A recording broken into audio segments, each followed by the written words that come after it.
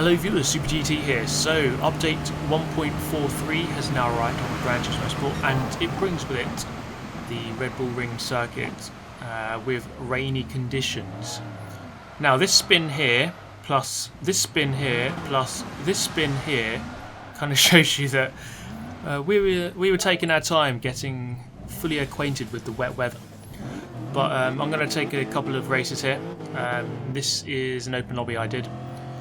So we're going to take a look at how the racing is in the rain, as we're going to go from standing start. So I put on 2 traction control, maybe a bit of cheating there. I don't know how that guy got such a good launch, but he did. So we're going to have to review that one. Okay, into turn 1. What sort of carnage is going to unfold here? Not too much, although a car did spin off to the right hand side. I think there's a Lexus there. I'm driving the Lexus myself. And you do have to watch out when you go wide onto the paint. There is very little grip when you go out that wide. So in terms of the tyres, I'm using the wet tyres. So finally we have a use for the wets, for the inters, and definitely does give you much better grip compared to using slick tyres in the rain, which we'll see later on in the video. But so far settling into 8th position. Now the main thing that I was kind of trying to look for here is where is the grip on the track. So I mean, I've never raced a car around a circuit, but I raced karts in the rain around circuits, and typically the racing line is different in the rain compared to what it would be in the dry. So you don't just take the line that we actually are taking here, which is, you know, go to the outside, take the apex, and then go back to the outside on the exit of the corner. Typically in like wet weather, normally you try to avoid the racing line, drive off of it a little bit, go deep into the corner, and then cut back for a straight exit. But during the course of these races, you'll see that that wasn't really the case. Everyone's just taking the normal racing line. It just seems to be actually the best way to get around the circuit. So that's maybe one thing just to note, that the wet line is just the racing line pretty much. The Frenchman going defensive here, I'm going to force him over to the right hand side, and then he's actually way too early on the brakes. I can see that on the radar, so I can go easily around the outside through turn number 1. Lexus very wide, and he just lost a bit of traction there as the Audi comes across. So I gained 2 positions on the exit, and it really is about exit speed in these cars, or sorry, in the rain. There's a lot of time, there's so much time to be gained on the exit. A lot of the time in the dry you'll hear the phrase slow in, fast out, and I think that actually is even more prevalent in the rain. So that's something you want to really focus on, just getting your exits right. So I wasn't brilliant at this straight away. I was a little bit heavy footed, but you can always watch the throttle input at the bottom of the screen, sort of bottom right to the right hand side of the speedometer. And typically you just really caressing that throttle pedal, so just putting it down nice and gently, and just trying to avoid the wheel spin. So yeah, update 1.43. This is the Red Bull Ring circuit, so you get the Red Bull Ring, the full course which we're doing here, and then you get the short course as well, both in the rain. 3 different times of the day, so dusk, one at like 5 in the morning, one at 10:45 in the morning, and one like 5 PM. And I think this one that we're doing here is the 10 whatever it was in the morning, and it's heavy rain, and then the other 2 are light rain from what I can tell. So I'm going to skip a lap there and go on to lap number 4, up behind the Brit and the Italian, going side by side into turn 1. See how that one gets resolved. Porsche versus the BMW, and I must say very quickly, I do apologise for just how loud the rain effect is. This is something I did change after this race, but it's basically like being in a waterfall. So I've just fallen into the Niagara Falls, and this is basically what the sound is like. I'm not sure why it's so damn loud, but it is. But yeah, I did turn that down for the next race because it was deeply off-putting. I could barely even hear my car beyond the relentless stream of water. But anyway, moving on down the corner, down into the next corner, and the Italian just comes flying in out of nowhere, shoves the other guy wide, and I think he's going to slow down to let him go back past. Fair play to him. I'm up into third, and by the end of the race it was a safe third. I couldn't really catch up with the top two.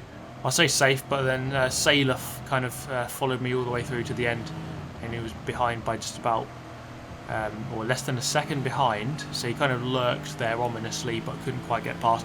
So I finished third on this race, so good fun, a lot of carnage, and we could perhaps expect to see that next week in the daily races, as normally the new tracks do make for a daily race the next week. So I did finish 6th, but I gained 6 positions in the disco suit. Good stuff indeed.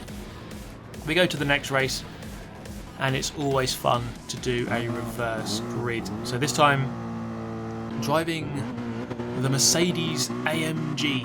Let's see how this one goes. You can see here, so we're going for a different time of day, and the conditions are slightly different, so there's not quite as much rain.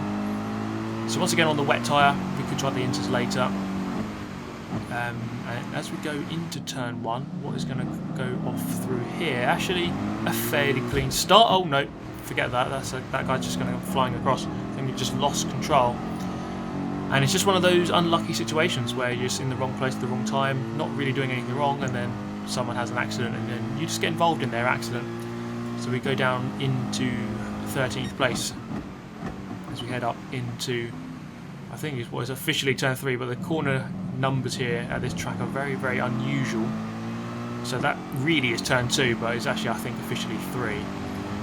So at the end of the lap, coming through the final corner, you do have to clatter that curb on the inside, really make the most of that. Rear donator sliding out that rear end as you come up towards turn number 1. So a very close race here, apart from the leader who's just absolutely gone already. So just trying to bide our time here. And again, it's all about exit speed. If there's nothing on the way in, take that wide line and try and get a good exit. And you can see that worked perfectly here. So going into turn 1 there was nothing on, so I couldn't do anything. So the best thing, go wide, get a good exit.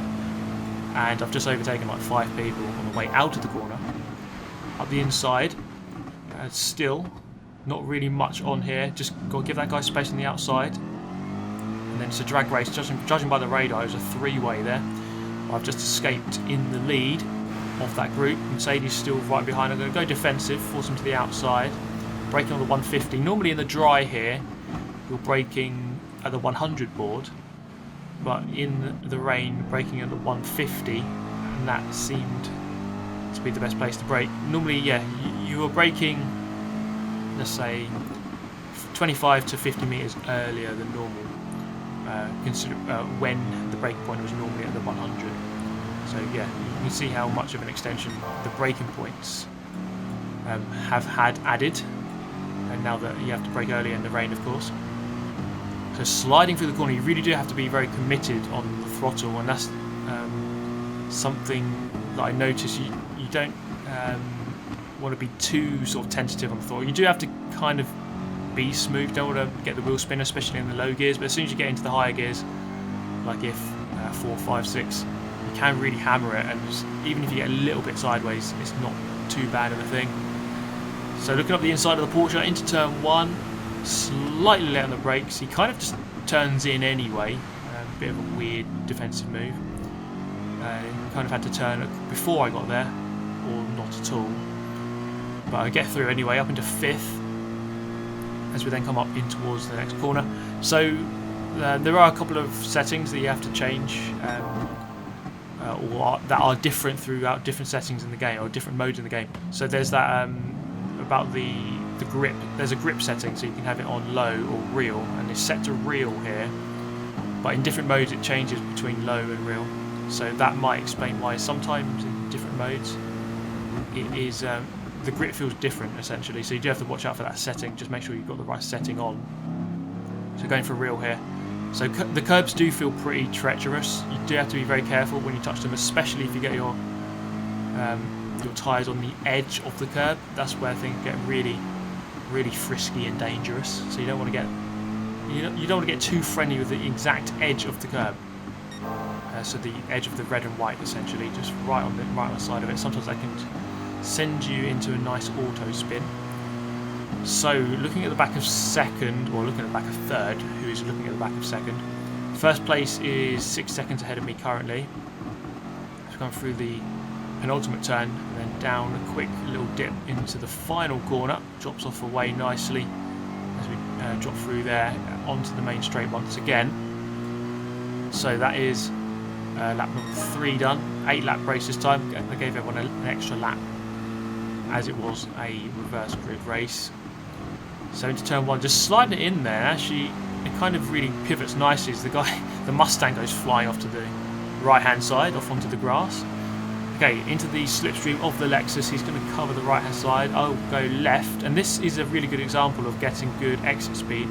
So I'm looking at the radar. He's still on my right, so there's no point in turning in. So I'm going to go really deep and cut back and get a straight exit. And you can see just how much earlier on the throttle I can get.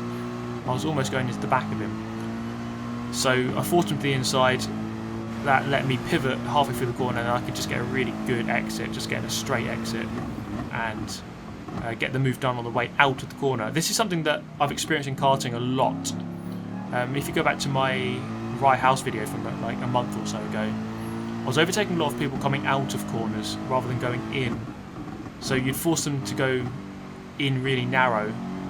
You force them to defend, which is probably not the right thing to do. If you're in front, just take the normal racing line. Just take the correct line and let other people go off the racing line. And then just overtake them on the way out because you've got a good acceleration. And that often worked a lot better. Oh yeah, and also the sound should be a bit better for this race. So again, I do apologise for the first race, how loud the water was. So at that point there, I was 4 tenths up on a 39.7, which is pretty much the fastest lap of the race. So I basically bottled a 39.3 in these conditions, which would have been quickest lap by about 3 tenths of a second. But ultimately we finished second. It was a fun little race, that I would say, and I am looking forward to the daily race. It should be good fun, hopefully, unless it's an SR down festival. So on Inters, I gave it a go on Inters around the short circuit. So we did a Group 4 race around the short circuit, and there's just a massive lack of grip. You can compare myself to the Italian there who's on the wets, and I don't know, it's just clear to see that I just don't quite, I mean, I can just feel how the car is struggling to turn. So we move back onto the wets and we go for a race around the short circuit this time. So it is a shame that there's only 2 tracks, or you could say just 1 track really, Red Bull Ring. There's only 1 track with the wet weather. Ideally, it'd be great to see, let's say, half the tracks with rain, or all of them. Well, I mean, all of them ideally, but not all of them would experience rain in real life. So look at the carnage through here. The visibility is pretty bad, but coming up the inside into turn 2, this is where the racing actually turns into a snooker festival as I get potted from behind. Luckily, it was a bit of a plant for you snooker experts, and I actually potted the car in front of me instead. So moving up from near enough right to the back of the grid, all up to 5th already, by smacking a load of innocent victims wide. So coming down in 4th, forcing this guy narrow, space opens up, Subaru brakes pretty early, I'm pretty committed on the brakes, making the most of the curb, and we move up into 3rd, and then the leader in the Lamborghini just loses control completely. So that marks a rather successful lap, if I may say so myself, moving up into 2nd, pretty much from right to the back of the grid, a lap ago. So I'll happily take that up behind the ERT driver, up into turn number 1. And this guy set the fastest lap in the previous race, so let's see if we can keep up with him here as we then go up into turn 2. And I was too busy looking at my settings at the bottom right of the screen, and I forgot that this guy was actually attacking me from behind, and then I braked way too late into that corner. I didn't really practice my braking point enough as Roswell goes through in the Alpha. Bit of contact with the American behind, and we lose a bit of crucial momentum through that chicane. So what was looking like an attack for 1st, I'm now down into 4th. Just shows you one mistake and it can really cost you massively. Eventually we recovered 3rd, and then Antomics was miles in the lead, and then he just completely bottled it on the final lap. And eventually we come across the line to finish in 3rd. So a fair few good results, I suppose, in these races, and it is good fun. And this time, this is a bit of a meme race, this one. And I say a bit of a meme race, but it's a total meme race. So, the special thing about this race is that we are all on the medium tyre. Yes, that's right, a slick tyre. So tyres that are just absolutely not designed to be used in wet weather. And you can see it's basically dancing on ice, or dancing on a extremely wet race circuit. As looking at the radar, it looks more like a pinball machine. As we come up into the first corner, Mercedes, all sorts of sideways, and we all try to turn, basically infinite understeer as we come through turn 1. As we then rejoin the circuit from the painted area. So moved up into 5th, really courtesy of no one being able to turn at all. Looking at the radar as well, about 8 cars are facing the wrong way on the exit of the first corner. So you have to be extremely careful. You can see I'm pretty much on the 50% throttle most of the time here. That just shows you just how little grip there is on these tyres. Up towards turn number 3. And again, you can see it's really a case of severe and tragic understeer. As nothing is really happening when you turn that wheel. You have to be extremely patient, and the car just not wanting to accelerate away. So we perhaps could set up an ice racing championship here, because this is it's actually pretty good fun. But you see just how little grip again there is, especially into this downhill braking point. And the funny thing is, as you go onto the grass and the gravel, there's actually more grip.